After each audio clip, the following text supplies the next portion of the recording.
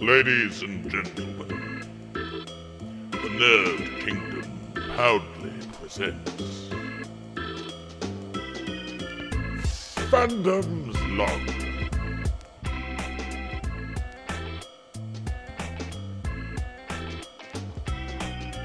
Hello and welcome to Fandoms Log, the weekly genre show where we cover what's going on in the world of comics, movies, TV show and games.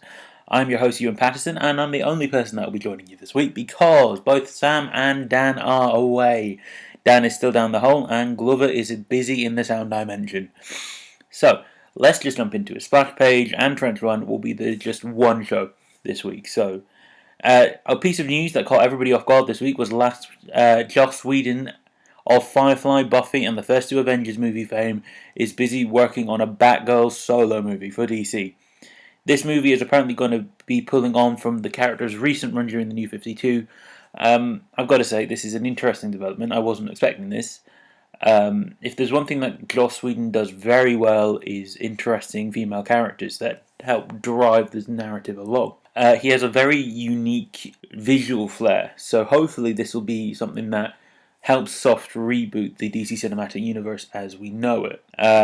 But I think I can only be happy with the way that it's being moved forward and progressing, and it's never a mistake to add talent to a pre-established property, especially something as, let's face it, under the radar as Batgirl, because she's not one of the top tier characters like your Wonder Woman, your Green Lantern. So let's see where this goes. Moving on, we've got the latest trailer for War of the Planet of the Apes, and we see Andy Serkis' Caesar haunted by the ghost of his past, and finding that he now has to fight a very bad and angry Woody Harrelson. I think this is the point that is going to be the most interesting for quite a lot of the long-term fans, because it's the point in the story that the myth is created. Is finally the apes taking over and taking ownership of the earth. It's an interesting point that they highlighted in this trailer, the ape that is trying to become a human and he's actually actively helping the humans. That will be an interesting plot point to see come to fruition, and it was a nice point in this trailer that you hear clips from the previous trailers showing how established and connected Caesar is actually to the humans, and that he doesn't take this lightly. He doesn't take this burden lightly. So I've got to freely admit, I haven't really paid that much attention to the last films, but this one's getting me more and more interested. Moving on, we've got this week, Ghost in the Shell flopped at the box office, losing out to Boss Baby and Beauty and the Beast in its third week. It narrowly beat out Power Rangers to the number 3 spot. Does this send a message to Hollywood that whitewashing doesn't stand anymore? Probably not. If they think that they can make a couple of extra bucks with a white person over an Asian actor, they will probably choose the white actor to create more money. But hopefully they will come around to the idea that it is not a mistake to show diversity in film, in TV, in anything that we have going on at the moment. So this comes up into something that I'm bringing up later in the show, but I can't see this problem really going away in the foreseeable future. This links into something that the comic book guys over at Marvel have said, that diversity is actually killing the comic book industry, which I emphatically disagree with, because there has never been a more opportune time to come in as a person that is not a white guy into the comic books, because you've got an Asian Hulk, you've got a female Thor, you've got a Muslim Miss Marvel, and you've got all these other characters that are helping boost and diversify these well-established, pre-established universes, and that for a long time were just a bunch of majority white people. So I want diversity to continue in everything that we're doing, because it's a better representation of the world that we live in. Let's move on to Trench Run, though. We've got so this is the part of the show where I just run through, give you my quick thoughts about what's going on in the world of all these other stuff. So we've got a less screamy trailer for Tom Cruise in The Mummy. This time we get a bit more of the backstory and where the plot will take us. I like the look of this thing. It looks very Mission Impossible-esque, but I don't know if that's a good or a bad thing. I'm leaning more towards good thing. I'm liking the aspect of that Tom Cruise's life is linked to the mummy's life, and it seems that she's a bit more of a proactive, more of a thinker than just the run-of-the-mill come at you with the normal mummy. So this can, let's see where this goes. I'm not entirely sure about how I feel about there being a universal shared universe with all the monsters, but I mean that's how they were originally. But let's see where it goes. Bungie have released a trailer for Destiny 2 with a very comedic Nathan Fillion. This is literally on it because I thought the trailer was delightful.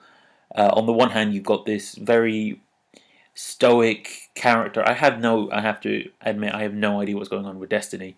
You've got this very stoic character giving this very rousing speech, and then on the other hand, you've got Nathan Fillion doing his Nathan Fillion thing, just completely messing it up. He's saying, "Well, probably some of you will die, but there's loot, so go get them."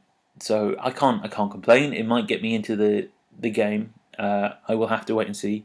Keeping on the game train, though, we've got Injustice 2 keeps dropping characters that will be in the game. I have to say, sometimes it does look good to be bad because you've got a trailer highlighting Scarecrow, Gorilla Grodd, Captain Cold, and Bane, and then you've got Catwoman returning from the first game.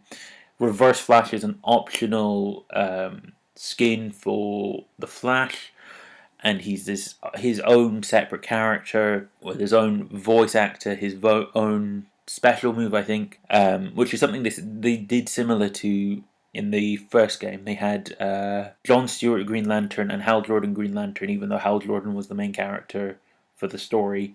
They had Green Arrow, and then they had the Arrow from The Arrow, voiced by Stephen Amell. And I never thought for the life of me that we would actually get a playable Gorilla Grodd or Captain Cold.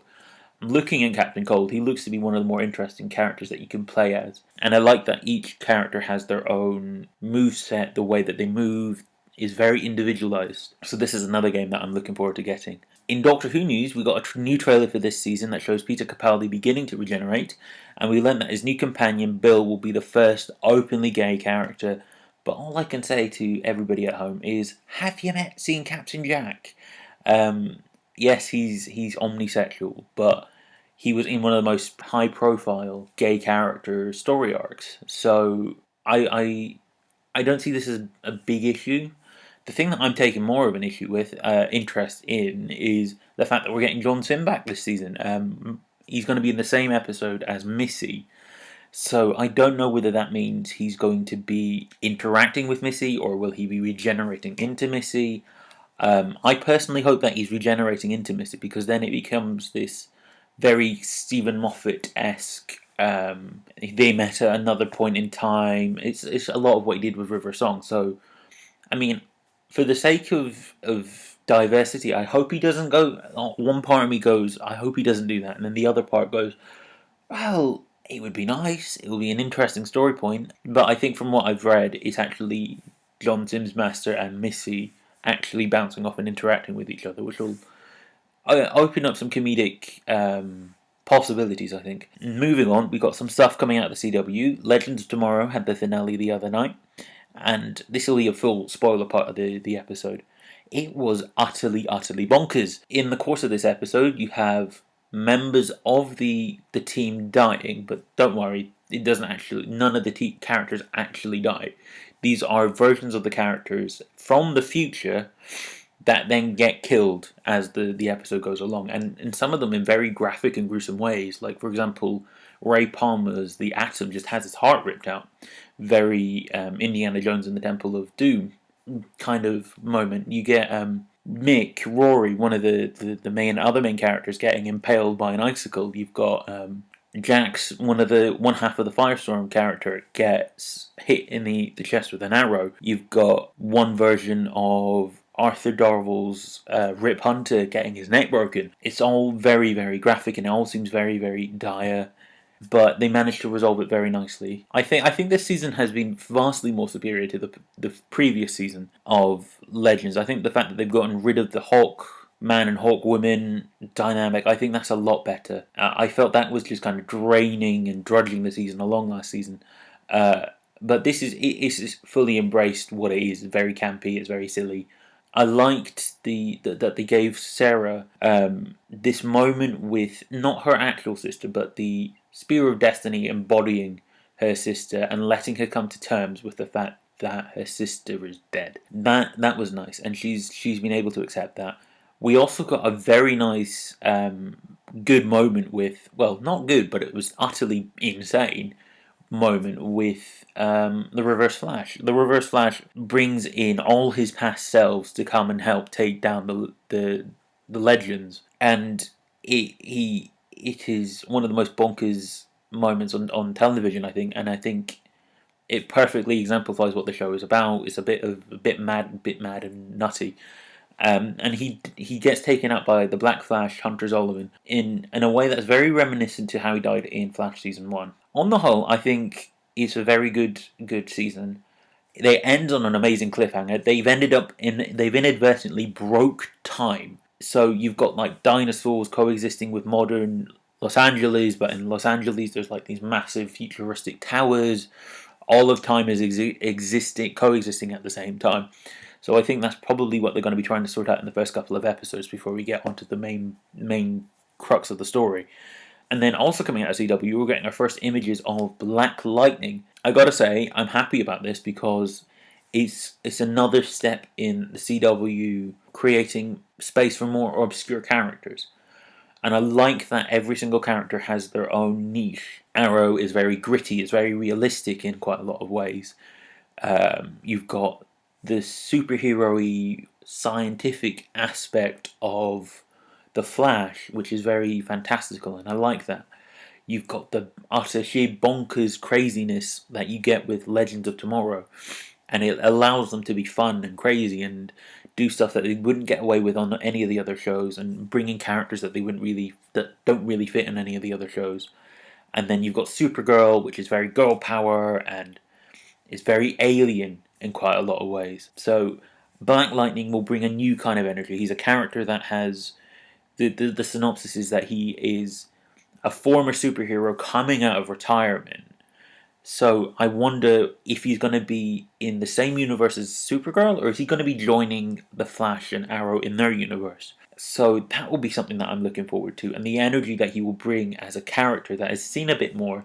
What does that tell him, and how does that inform the decisions that he makes? And I'm looking forward to that show in general. I want to see, the sooner I see something like tangible out of it, the better. And finally this week we've got a little bit of fun Doctor Who themed short, written and starring the impressionist John Coulshaw, called The Great Curator.